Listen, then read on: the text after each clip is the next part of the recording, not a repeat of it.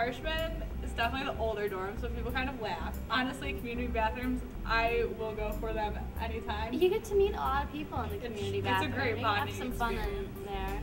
The first week I was there, they announced quiet hours over the PA, and one of the football players got up and ripped the speaker right off the wall, and it didn't go back on for the rest of the year. So that was kind of what it was like there. Probably no more parties than other other dorms on campus. The people in Harshman are just really nice, and it's just a great community. A lot of good guys lived in the dorm.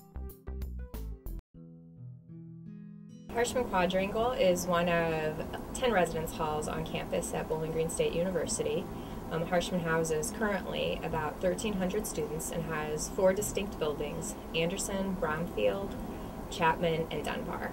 The Harshman Quadrangle was approved in 1961, and within 3 years it was completed and named after a former university president. Harshman Quadrangle has had a long history on BGSU's campus as one of the main residence halls that many first-year and second-year students have lived in. Harshman originally had a dining facility located in it. I worked there for a few months and washing dishes and cleaning tables, and wasn't real crazy about that, but that was money for a few months. They used to have like a snack bar, or like a smaller restaurant that you could go to kind of after the main dorm closed, and it would have, you know, burgers and fries and stuff like that. So you could go there and get something to eat afterwards. So that was pretty good. Ralph Garling Harshman was born near Williamstown, Ohio on November 6, 1893, and joined Bowling Green State University's faculty in 1936. While he began as an assistant professor, he eventually became the College of Business Administration's first dean, and in 1961 he became the university's president. Although he was only president for 2 academic years, Harshman reformed delegation, distributing power more broadly to deans. The Committee on Student Affairs was also formed during his presidency, allowing students to work better with faculty. Harshman passed away in January of 1974. In 1967, a contest was held to name the Harshman Quadrangle's 4 halls, previously identified by the first 4 letters in the alphabet.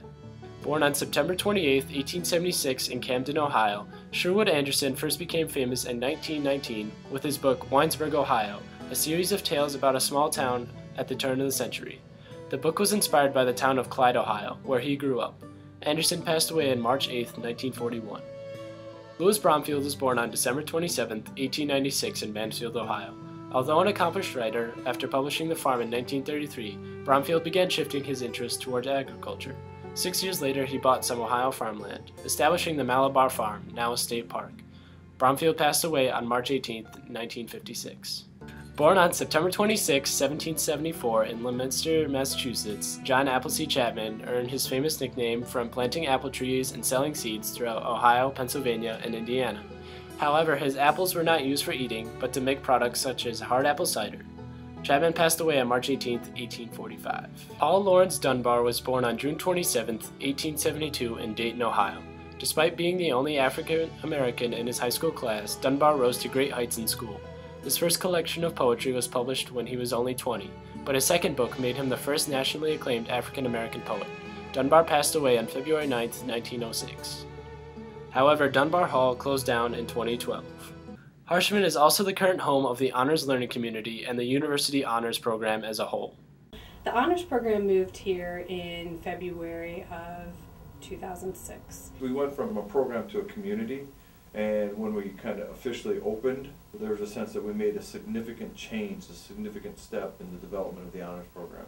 So it was a great, significant accomplishment for the staff, but also then for the students, that they were important enough to generate a space like this. Harshman will be the next building that we take offline or close. There's no specific timeline for the closing of Harshman. However, from a housing and residence life standpoint, we're always looking at the demand for housing. Our target right now is to not have students living in Harshman, potentially as early as fall of 2016. Harshman has been a great home for the Honors Learning Community, and it's been one that we have embraced, and I think we'll be really, I think there'll be some tears shed as we leave. I think, you know, I'm going to really miss this space, and I think some of the students will really miss it. It will Yeah, be sad, it will like be knowing sad. your first dorm is being knocked down. I think as long as everyone remembers that we're going to recreate the best parts of this space and move it to Founders, I think it'll make the move a really positive one. I hope that students are viewing it as a step up. We have to see what is happening with the space and how it is renovated to fit our needs.